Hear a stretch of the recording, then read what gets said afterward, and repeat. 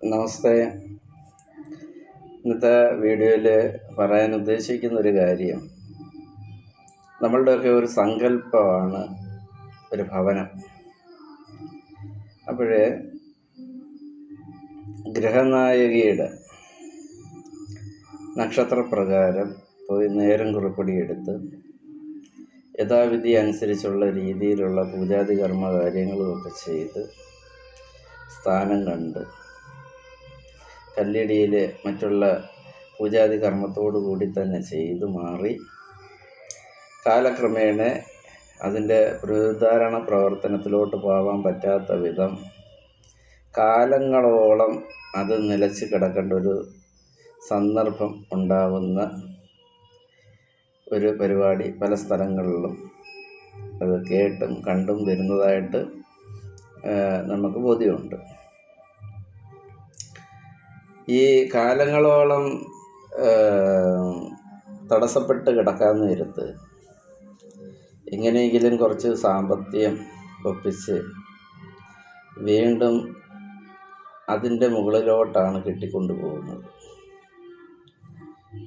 അതായത് ഒരു പേസ്മെൻറ്റ് നമ്മൾ കെട്ടിയിട്ട് കഴിഞ്ഞാൽ ആ പേസ്മെൻറ്റിന് ഒരു പോസിറ്റീവ് എനർജി ഉണ്ടെന്നുണ്ടെങ്കിൽ ഓട്ടോമാറ്റിക്കായിട്ട് തന്നെ അതിൻ്റെ പണി തടസ്സപ്പെടാതെ തന്നെ അത് നമ്മുടെ ഉദ്ദേശപരമായിട്ടുള്ള കാര്യം തീരുന്നിടം വരെയും സ്മൂത്തായിട്ട് തന്നെ ആ കാര്യങ്ങൾ നടക്കും.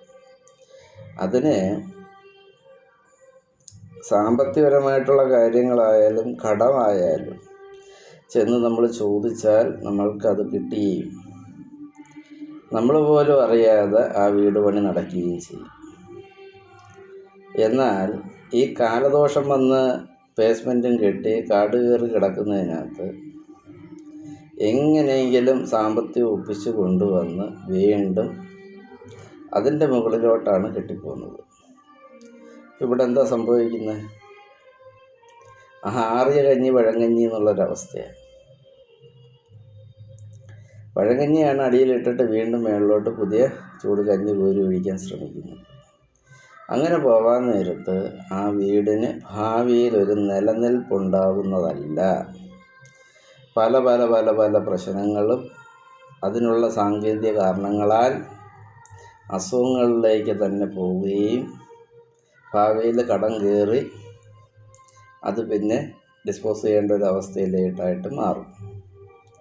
അതിനൊരു പരിഹാരം എന്ന നിലയിൽ പേസ്മെൻറ്റ് കെട്ടിയത് അടുത്തുള്ള ഏതെങ്കിലും വാസ്തു കൈകാര്യം ചെയ്യുന്ന വ്യക്തിയെ വിളിച്ച് ഒന്ന് പരിശോധിക്കുക. ആ പരിശോധനയിൽ ആ അളവ് കൃത്യമാണ്, അതിന് മറ്റു കുഴപ്പങ്ങളൊന്നുമില്ല എന്ന് കണ്ടാൽ അതിൻ്റെ കന്നിമൂല ഭാഗം ഇളക്കി മാറ്റുക. എന്നിട്ട് ഭൂമിദേവിക്കൊരു പൂജ നടത്തി സർപ്പാരാധനയും നടത്തിയതിന് ശേഷം വത്സ ശ്രീ വരാഹമൂർത്തിയെ പൂജിച്ച് അവിടെ യഥാവിധി അനുസരിച്ച് ഒരു സ്വർണ്ണ ശലകത്തിനകത്ത് ദേവചൈതന്യത്തെ സങ്കല്പിച്ച് പൂജിച്ച് ജീവനുള്ള, അതായത് പഴക്കമില്ലാത്ത ജീവനുള്ള പാറ തന്നെ ആയിരിക്കണം, ഒന്നേന്നും പറഞ്ഞ് സ്ഥാനം കണ്ട് നമ്മൾ ചെയ്യുന്നത് പോലെ പൂജിച്ച് ശലകം വെച്ച് ദക്ഷിണ വെച്ച് സമർപ്പിച്ച് അഭിഷേകാദികൾ ആ മണ്ണിൽ ചെയ്ത് പുഷ്ടിപ്പെടുത്തിയെടുത്ത് ആ ജീവചൈതന്യത്തോടു കൂടി ആ ഒരു ഭാഗം നമ്മൾ ഒന്നേന്നും പറഞ്ഞ് കല്ലിടിയിൽ നടത്തി ബാക്കി അതിൻ്റെ മുകളിലോട്ട് കെട്ടി പോവുക.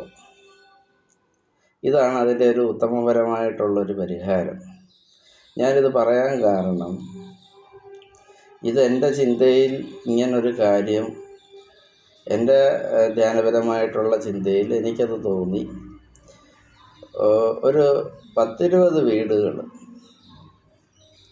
ഒരു 6-7 വർഷം കൊണ്ട് ഞാൻ ഇതേപോലെ തടസ്സപ്പെട്ട് കിടന്നപ്പോൾ, കാരണം ഓരോ സ്ഥലങ്ങളിൽ ചെല്ലാൻ നേരത്ത് ഓരോ ദോഷങ്ങളാണ്. ഇതിനെല്ലാം സാമ്പത്തികം മേടിച്ച് പൂജകൾ ചെയ്യുന്ന നേരം കൊണ്ട് അവർക്ക് ഈ വീട് പണി ചെയ്തു മാറാം. അപ്പോൾ ഇതിനെന്താണെന്നൊരു വഴി എന്ന് ചിന്തിച്ചപ്പോൾ അത് എൻ്റെ മനസ്സിൽ തന്നെ എനിക്കിങ്ങനെ ഒരു ആശയം തെളിഞ്ഞു വരികയും അത് എൻ്റെ ഉപാസനമൂർത്തിയുടെ അനുഗ്രഹത്താൽ ഞാനത് പ്രാബല്യത്തിൽ കൊണ്ടുവന്നപ്പം വളരെ സക്സസ് ആയിട്ട് എനിക്കത് തോന്നി. അതുകൊണ്ട് ഈ തടസ്സപ്പെട്ട് കിടക്കുന്ന ആളുകൾക്ക് ഈ ഒരു മാർഗം ഒന്ന് പരിശോധിച്ച് അതിന് വേണ്ട കാര്യങ്ങൾ ചെയ്ത്, ഈ ഒരു ജന്മത്തിൽ ഏറ്റവും വലിയൊരു ആഗ്രഹമാണ് ഒരാലയം. ആ ആലയം നല്ല രീതിയിൽ സമാപ്തമായി സന്തോഷത്തോടു കൂടി ഈ ഭൂമിയിൽ ജീവിച്ച് മാറാൻ ദൈവാനുഗ്രഹം ഉണ്ടാവട്ടെ. ഇതൊക്കെയാണ് യുക്തി അനുസരിച്ച് ചെയ്യേണ്ട പരിഹാരങ്ങൾ. കാരണം ഇതൊക്കെ താഴത്തെ തട്ടയിൽ നിന്ന് വൃത്തിയാക്കി വരേണ്ട കാര്യങ്ങൾ. താഴെയിൽ അശുദ്ധി ഇട്ടിട്ട് മുകളിൽ കയറിയിരുന്ന് പോസിറ്റീവ് എനർജി വരുത്തത്തക്ക രീതിയിൽ നമ്മൾ എന്ത് ചെയ്താലും അതിനൊരു താൽക്കാലിക പരിരക്ഷ മാത്രമേ ഉള്ളൂ. അടിസ്ഥാനപരമായിട്ട് നമ്മൾ ചെയ്താൽ വരും തലമുറകൾക്കും അത് ഗുണപ്രാപ്തമായിട്ട് വരും. അതാണ് ഇന്ന് ഈ വീഡിയോയിൽ ഞാൻ പറയാൻ ഉദ്ദേശിച്ച ഒരു കാര്യവും. അപ്പോൾ ഇത് ഇങ്ങനെ അനുഭവിക്കുന്ന ഓരോ വ്യക്തികൾ അത് ഇങ്ങനെയൊക്കെ ഉള്ള മാറ്റഗതികളൊന്ന് ചെയ്ത് നോക്കുക. അതിൻ്റേതായിട്ടുള്ളൊരു അനുഗ്രഹം ഉണ്ടാവും. തീർച്ചയായിട്ടും ദൈവം അനുഗ്രഹിക്കട്ടെ.